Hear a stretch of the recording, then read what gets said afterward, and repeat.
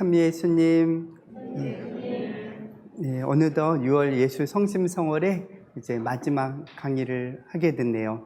그래서 순례를 주제로 우리 이슬람 순례에 대해서, 불교 순례에 대해서, 또 여러 순례에 대해서 중세 때 특히 가톨릭이 가장 우리 중세 신앙 안에서 어떻게 보면 가톨릭의 가장 예술적으로나 가장 전성기 시대가 또 있었잖아요. 그게 또 반대로 그게 암흑기라고 얘기하는 또 역사 해석도 있지만 그때의 정말 온전한 순례를 통해서 그들이 어떠한 마음으로 순례를 했는지 이런 얘기들을 우리가 나누었는데요. 이제 마지막으로 우리가 어떻게 보면 제일 잘 아는 우리의 전공 분야 서울 순례길을 제가 하기로 했습니다.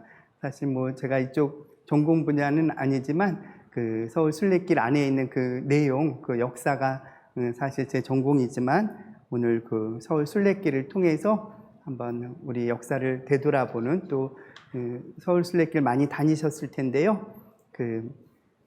이렇게 다니시면서 또 어떠한 묵상을 하면 좋겠는가 이런 생각해 보면서 들으시면 좋겠습니다.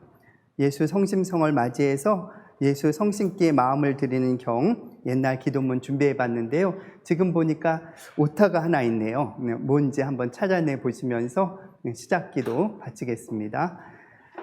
성부와 성자와 성령의 이름으로 아멘. 지극히 거룩하신 마음이여, 너 사랑의 샘이시며 성삼의 궁전이시며 재생하는 근원이시로다.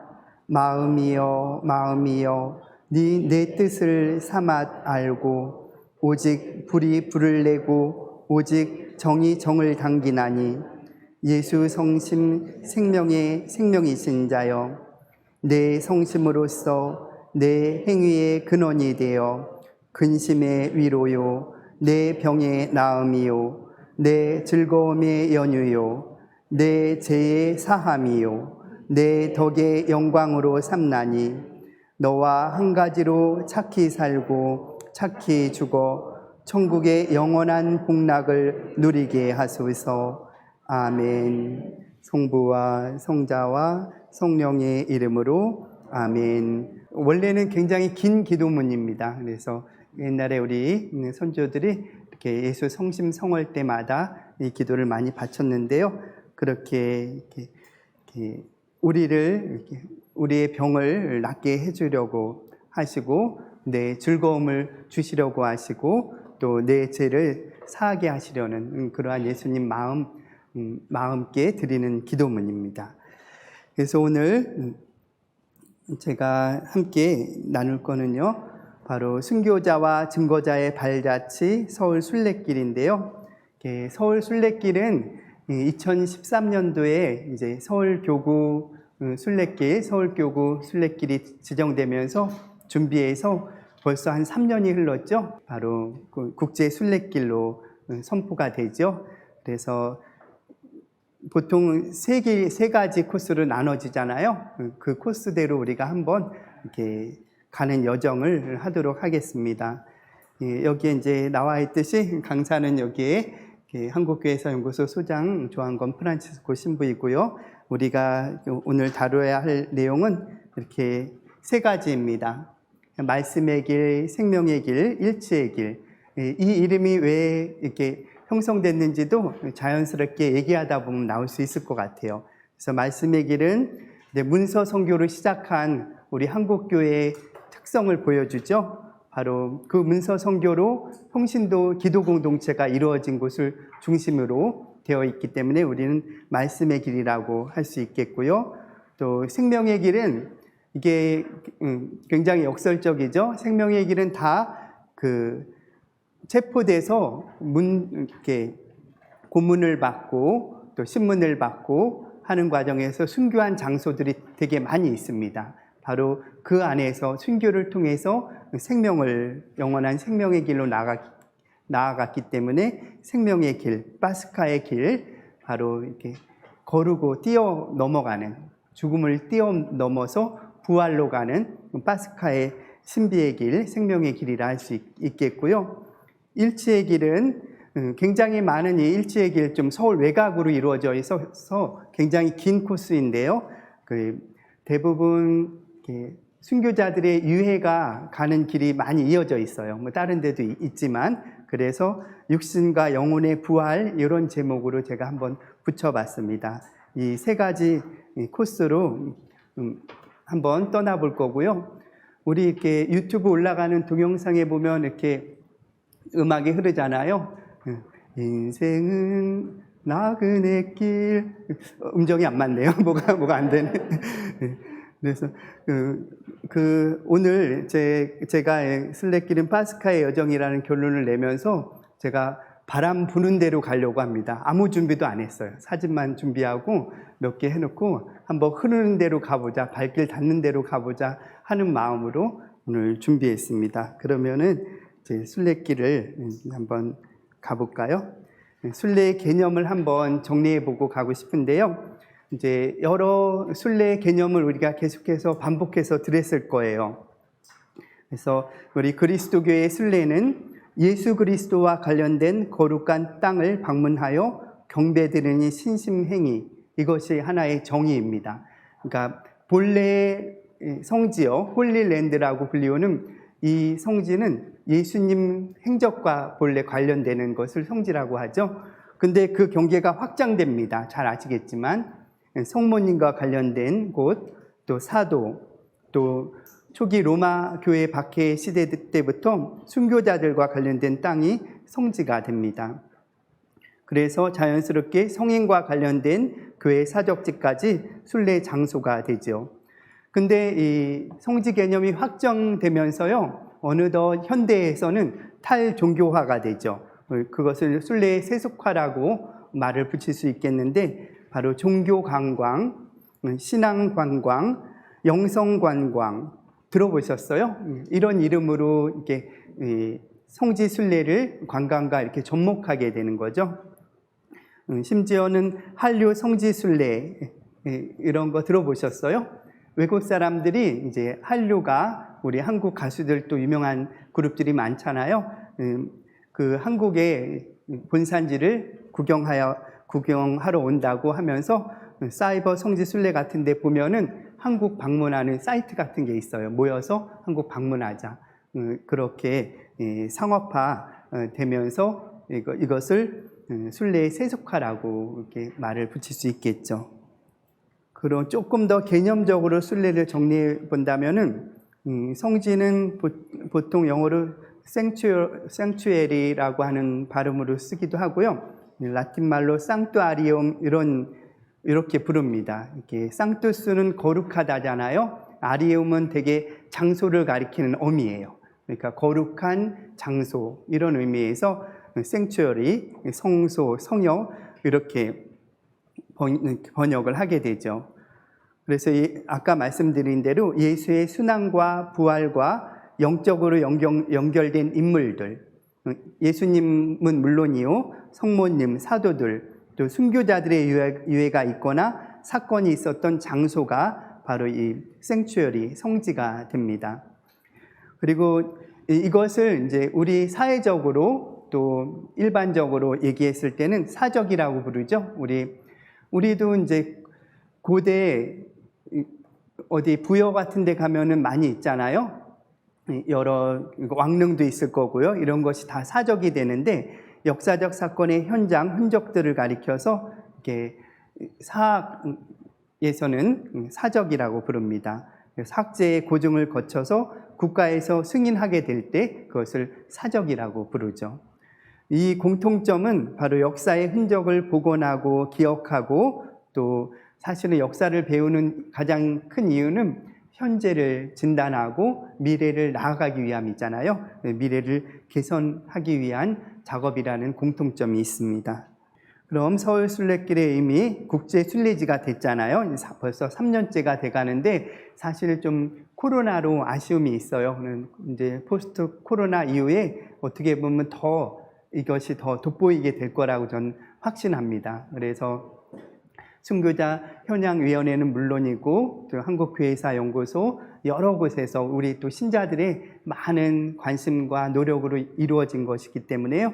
이제 코로나 이후에 지금도 그 어려움에도 불구하고 많은 이들이 정말 소그룹으로 이렇게 열심히 순례하는 것으로 알고 있거든요. 이제 오히려 더 이후에는 더 많이 각광을 받을 거라고 생각합니다.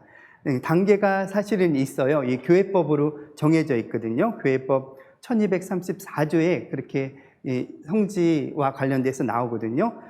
교구 순례지는 교구장이 승인하면 됩니다. 그 교구에 교구장 주교님께서 승인하게 되면, 그래서 서울 순례길이 우리 서울교구 순례길이 된 때는 2013년이에요.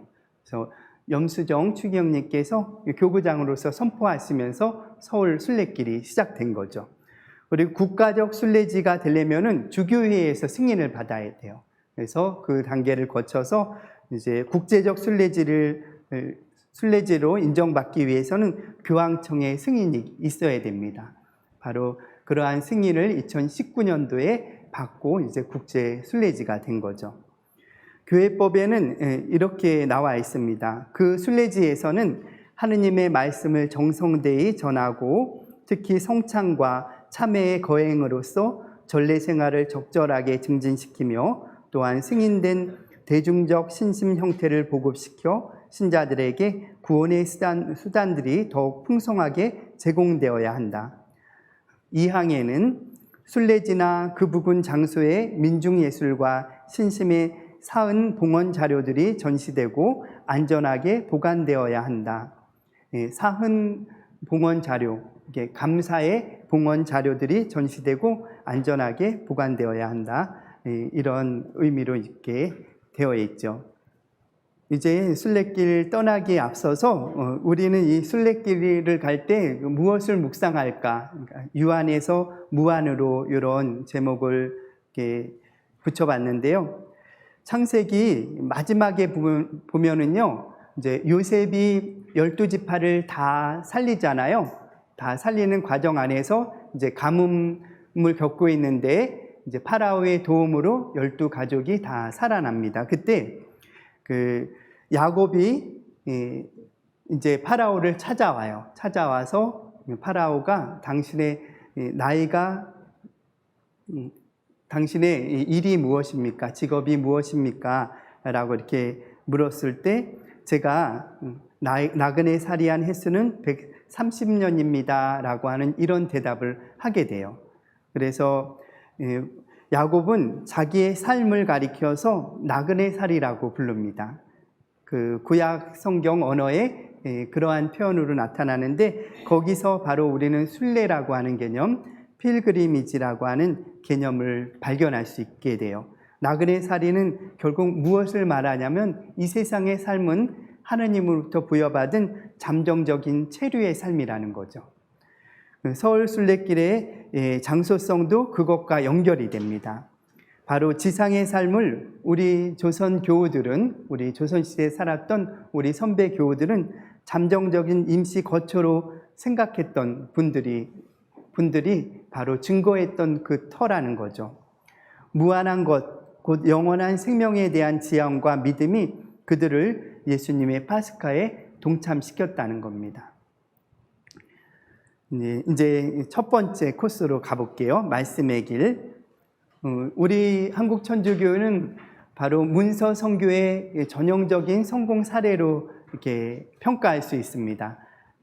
서적으로서 복음이 전달될 수 있다라는 거죠. 물론 선교사가 나중에 들어오고 더 올바른 복음, 또 더 올바른 교리 이런 것들이 더 발전되게 되죠. 기쁜 소식을 전하는 이들의 발이 얼마나 아름다운가 로마서에 나오죠. 서울의 복음화, 바로 기도 공동체가 시작된 이 한양의 첫 번째 길은 말씀의 길입니다. 그래서 서울대교교 주교자 성당부터 출발하면 좋겠는데요. 거기서 김보무의 집터, 수표교 인근 이벽의 집터, 이들의 공통점은 바로 한국 천주교의 창립터라고 할 수 있습니다. 한번 찾아가 보죠. 명동을 거쳐서 김보무의 집터, 또 이벽의 집터. 사실은 순서는 거꾸로예요. 그렇죠? 제일 먼저 있었던 장소가 뭐예요? 말씀을 나누는 첫 번째 공동체가 어디죠?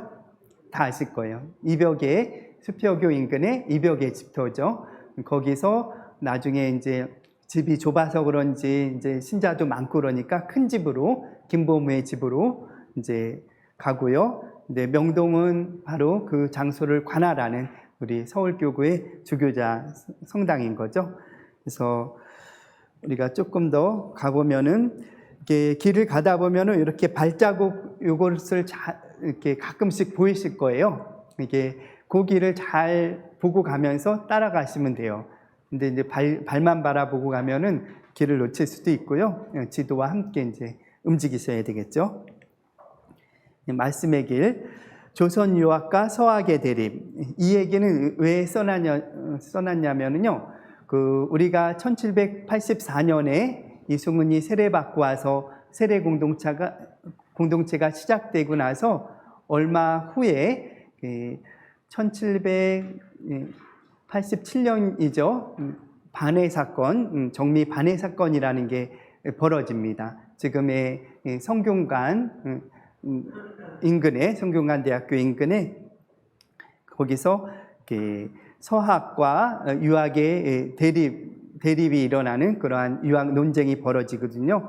바로 그 지역에 해화동 신학교가 있잖아요. 그래서 해화동 신학교가 이 말씀의 길에 걸쳐 들어가거든요. 그래서 조선 유학과 서학의 대립이라고 하는 주제를 한번 써봤고요. 또 유교적 양방 관료 사회와 하느님 자녀로의 평등을 지향하는 천주교, 바로 이 둘이 대립하거나 때로는 합해지면서 우리 한국 천주교회는 탄생하게 됩니다. 요 밑에 사진은 잘 아실 거예요. 지금 14사도와 14명의 사도가 그려져 있는 명동 성당이고, 요 오른쪽 사진은 장학원, 바로 김보무의 집이 바로 이 장학원 앞에 있었다는 거죠. 그래서 김보무의 집터는 아직 표지 하나 없는 상태고, 일단 장학원을 통해서 이렇게 김보무의 집이 이 근처에 있었겠다라고 추정할 수 있습니다. 예, 명동성당 조금 더 크게 보면은요, 14사도한데 12사도, 이스카리옷 유다를 대신해서 마티아가 대신 사도가 됐고요. 2명이 누가 추가됐을까요? 14명이 됐으니까. 예, 맞아요. 바오로 사도가 1차 전도 여행에 함께 출발할 때 바르나바와 함께 가죠. 바오로와 바르나바가 들어가면서 14사도와 그림이 그려져 있습니다. 이 명동성당은요, 우리가 조금 기억해야 될 게, 이곳이 이제 첫 창립터는 아니죠. 장소는 바로 그 관할하는 주교자 성당인데, 바로 1882년경에 당시 미텔 신부님 또 블랑 신부님, 아직 주교가 되기 전에 그 두 분이 이쪽 지역에 선교를 전담하도록 파견이 되셨어요. 그래서 본당의 정의가 뭐냐면은, 본당의 사목적 정의, 교회법적 정의도 마찬가지고요. 바로 한 지역을 사제가 이렇게 관할하면서 상주하면서 그 지역을 맡게 될 때 그것을 본당이라고 합니다. 본당 사목구. 그래서 우리나라에서 가장 최초로 본당 사목구가 된 사례는 바로 1882년에 그렇게 미텔 신부님, 블랑 신부님이 명동 당시에 종현 일대에 파견돼서 시작한 것을 첫 번째 본당이라고 부릅니다. 그래서 1882년경으로 우리가 볼 수 있고, 그곳이 바로 첫 본당이자 나중에 서울대교구 주교자 성당이 된 거죠. 그리고 장학원은 아까 말씀드렸듯이 여기 써 있죠. 음악의 편찬 교육 행정을 맡았던 조선 왕조 관아 자리 이렇게 써 있는데, 이 장학원 터에 그 역관 중인 김보무 토마스의 집이 있었는데, 여기에 많이 가보셨을 거예요. 지금 은행 앞에 이렇게 을지로 입구역 있는데 딱 있을 텐데, 저도 여러 번 가봤지만, 그러면 이 장학원 터 앞이라는데 어디 앞이야? 어떻게 생각하세요? 장학원 터가 있는데 네 개 중에 앞일 거 아니에요. 예? 그래서 아마 우리 추정으로는 거기 이제 순례하는 분들 중에 이렇게 똑똑하신 분들이 많잖아요. 옛날에는 되게 이렇게 남쪽을 향해 가지고 남쪽을 향해서 이제 문도 많이 내고 하니까 되게 어디 장학원 앞 그러면은 남쪽 방향 집 문 밖이 아닐까 뭐 이런 추정을 해봤어요. 근데 아직 정확하게 그 위치를 딱 비정하지는 못한 것으로 알고 있어요. 여하튼 장학원 터로 가서 우리는 지금 하느님의 종에 들어가서 근데 이제 김범우 토마스는 얘기할 게 많잖아요. 첫 순교자인데 분명히 왜 빨리 제일 먼저 순교자로서 윤지충, 권상영 지금 다 복자 되셨는데 김범우는 왜 못 됐을까? 근데 이 김범우는 실제로 이렇게 순교자 명단 안에 이렇게 조사되어 있긴 했었어요. 그래서 조선 주요 순교자 약전 해가지고 다블리 주교님께서 명단에 제일 첫 번째 증거자로 써놨는데 그렇게 되어 있어요. 이렇게 증언에 의하면은 2년 후에 돌아가셨다고 하는 그것 때문에 이분을 순교자로 판단할지 안 판단할지는 내 몫이 아니다. 후대 사람이 평가하라 하는 이 대목이 나와요.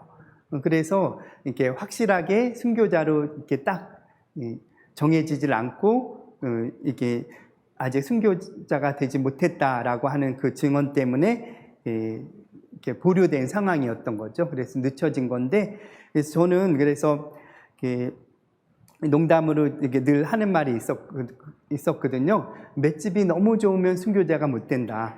김범우 아마 이 증인이 굉장히 몸집도 좋고 건강하신 분이셨을 텐데 여하튼 그 형조의 포도청에 끌려가서 신문을 받으셨을 테고 그 유배를 당했다는 얘기는 끝까지 배교를 안 했다는 얘기예요.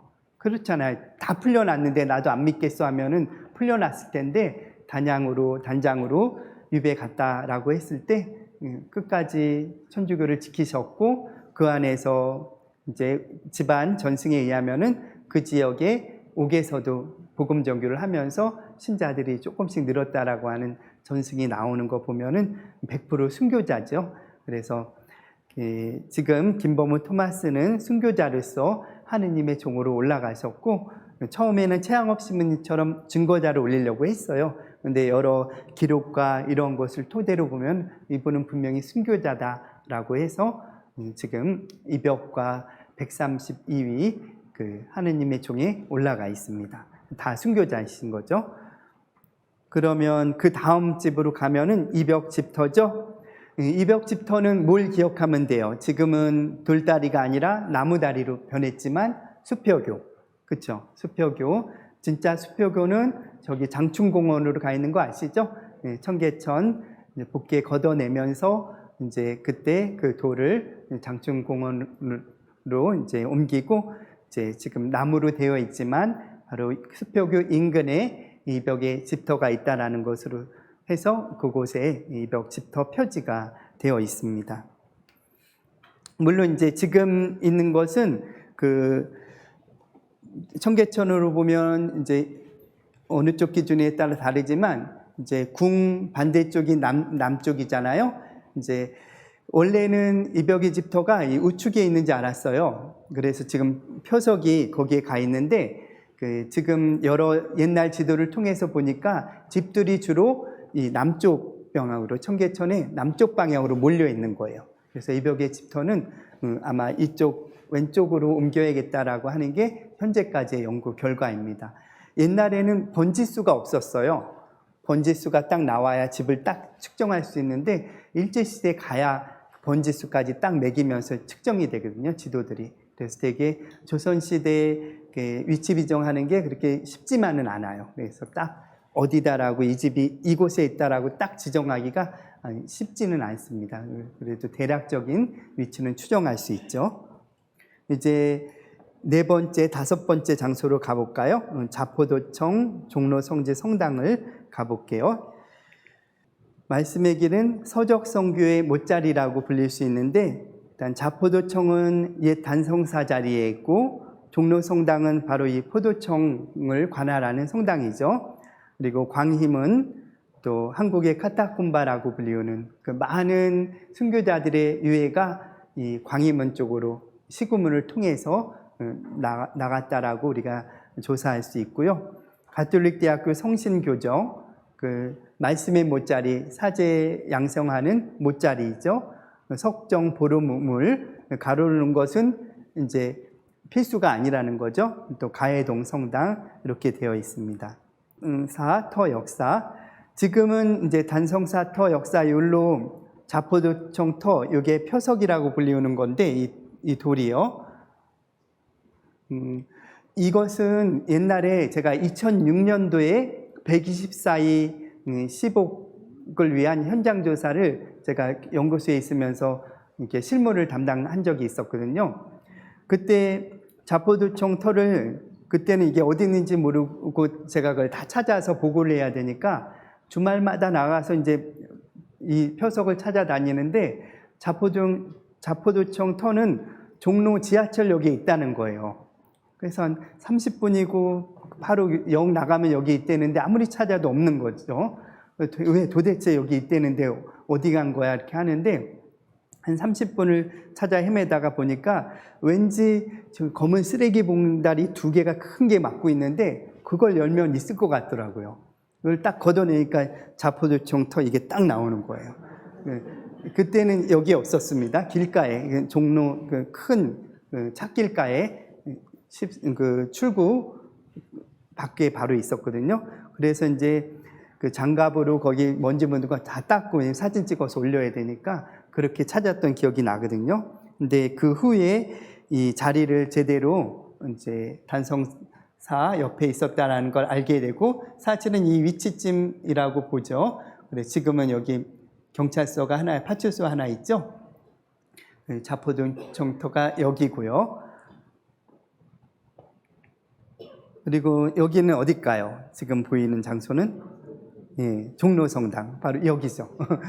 여기고 그래서 이제 제가 여기 주임 신부님하고 동창일에서 이게 방을 얻어서 이렇게 살고 있는데요. 숙소로 여기 종로성당은 바로 포도청 관할 성당이죠. 그래서 요 지하에 가보면은 잘 아실 거예요. 이렇게 포도청 역사관 같은 것을 아주 잘 꾸며놨습니다. 그래서 우리가 서울 순례길 다니면은요, 9월에 동행해가지고 그 순례길을 따라다니는 도장도 있지만 여기에서 이제 찍는 도장이 있습니다. 그래가지고 여기는 6군데, 7군데까지 왜 그러냐면요, 그 단성사 그 자포도청 터 거기는 어떻게 도장을 놓을 데가 없어요. 마땅치가 않아요. 교회 땅도 아니고 경찰서에 가서 찍어달라고 그러기도 좀 뭐라고. 그래서 이제 포도청 관할 성당인 종로성당에서 다 찍어요. 그래서 전문 용어로 1타 7피입니다. 뭐죠?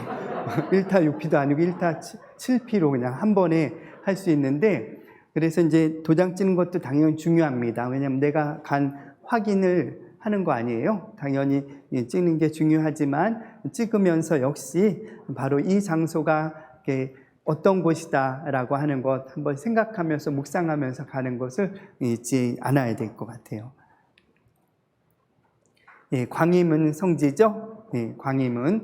광희문은 본래 처음 서울 순례길 할 때는 이렇게 들어가 있지 않았어요. 나중에 이게 여기에 좀 더 주목해 보니까 우리 순교자들이 이제 무명의 순교자도 그렇고 많은 순교자들이 시신을 다 찾지 못하거든요. 거의 극히 드물어요. 시신 찾는 경우는. 그래서 어디로 이렇게 가셨을까라고 추정했을 때 바로 이 시구문인 광희문을 통해서 나갔구나라고 하는 것을 알게 됐고, 그래서 여기에 보면 천주교 순교자 현양관 써서 광희문 순교 성지가 이렇게 조성이 됐죠. 그래서 그 길도 연결되고요. 이 광희문 성지는 되게 또 중요한 게 한양 도성길이라고 있어요. 그 길하고도 이게 쭉 연결이 됩니다. 광희문이라고 해서 그렇게 해서 또 우리 서울 순례길 다니다가 좀 더 여력이 생기면은 그 도성길하고 연결해 가지고 같이 이어서 가도 좋겠습니다. 말씀의 길 이제 후반부 뒷부분이요. 라틴 글자에서 한문 서학서 한문을 거쳐서 한글로 가죠. 바로 생명을 지닌 말씀의 길은 그렇게 발전됩니다. 예수의 선교사들이 라틴어를 가지고 이제 라틴어 불가타 성경을 가지고 한문으로 성경 직해라고 하는 한문 성경을 만들어냅니다. 그것을 우리 선조들은 성경 직해, 성경 광익, 묵상서를 몇 개를 함께 섞어가지고 성경 직해 광익이라는 또 주교유지라고 하는 교리서, 복음 해설서를 완성시켜요. 이것이 주무모 신부님 활동하던 그 시기에 이미 만들어집니다. 최창현이라고 하는 중인이 한글로 번역하고 또 정약종 복자가 바로 여러 책을 참조해서 주교유지라고 하는 교리서를 만들어내고 하면서 바로 생명을 지닌 말씀의 길을 바로 이 한양에서 형성한 거죠. 그래서 우리가 마지막 말씀의 길을 가는 곳이 바로 7번째 가톨릭대학교 성신교정 또 석정 보름우물 가해동 성당인데요. 이렇게 어디 사진일 것 같아요? 김대건 신부님 사진인데, 그렇죠? 네, 신학교에 있는 사진, 오른쪽에 김대건 신부님 유해 모셔놓은 옛날 사진 같아요. 그래서 김대건 신부님 십자가 들고 이렇게 손을 강복하는 모습인데, 옛날에 우리 학장 신부님이 맨날 농담으로 옛날에는 똑바로 살으라고 너네 말 안 들으면 반은 나가, 반은 신학교 나가 이 표시라고 이제 농담으로 맨날 이렇게 했던 기억이 나는데 강복하시는 장면이죠. 그리고 오른쪽은 김대건 신부님 유해 이제 하악골을 남겨놓고 이제 지금은 절두산에 주로 이제 많은 성인들이 글로 모셔져 있는 상태고요. 전통적으로 김대건 신부님 유해는 미리내에서 신학교로 용산 신학교 때부터 신학교에 모셔져 있었어요. 그래서 많은 성직자들의 유해는요, 전통적으로 신학교 옆에 모셨어요. 그래서 배론 신학교가 있었을 때 최영호 스님이 돌아가시거든요. 그래서 신학교에 바로 우리의 선배를 모시면서 우리가 사제가 된다라는 어떤 의미에서 그런지 이게 신학교 옆에 성직자 무덤이 있으면서 용산도 마찬가지입니다. 용산 예수 성심 신학교 다 용산 성당까지 관할이 되는 거거든요. 바로 그 옆에 용산 성직자 묘지가 있는 거죠. 지금 꽉 호화 상태에서 이제 용인으로 옮겨 모셔지게 됐죠.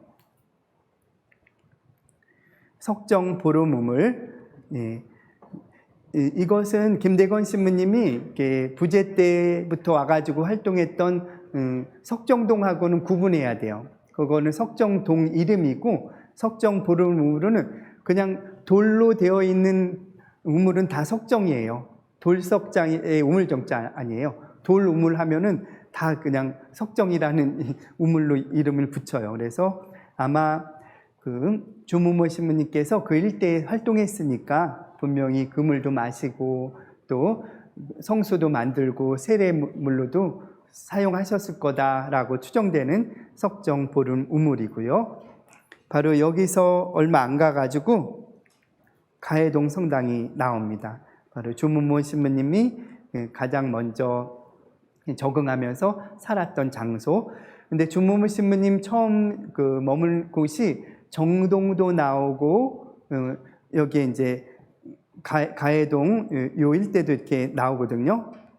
그래가지고 적어도 요 일대에서 이렇게 체인길 마티아가 모시고 살았다는 거는 분명하죠.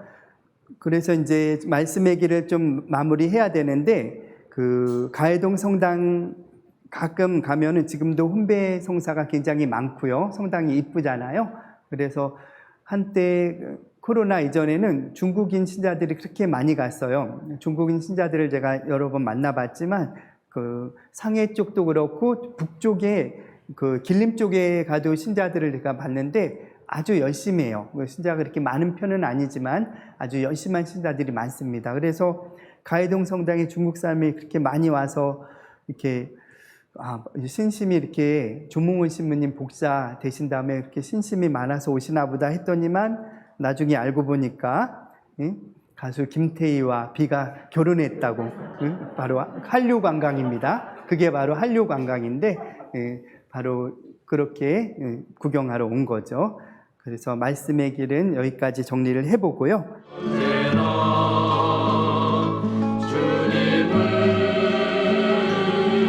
그리는가 보다 영원